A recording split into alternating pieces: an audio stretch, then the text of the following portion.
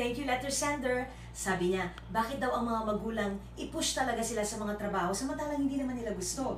Alam mo kung bakit? Kami mga magulang, syempre kami talaga ang nakakakilala sa mga anak namin.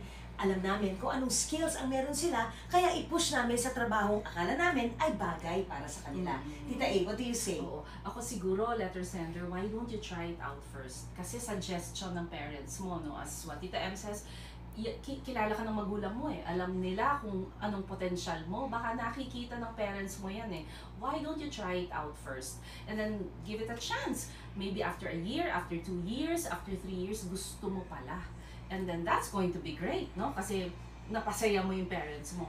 But, on the other hand, pag after 2 years, 3 years, hindi mo talaga feel, hindi talaga ito yung gusto mo, hindi ka talaga dito gagaling, pwede kang bumalik sa parents mo. Pwede mo sabihin kay mommy, kay daddy na, Mom, tinry ko po eh. Tinry ko po talaga, nakadalawang taon na po ako, nakatatlong taon na po ako, pero hindi po yata ako talaga dito mag-excel. So, pwede ko na po bang puntahan yung field na gusto ko. What I like is music, or what I like is cooking, or it's not really the medical field, ganyan. So, baka pwede ka nang makipag-compromise sa parents mo. Total na pagbigyan mo na.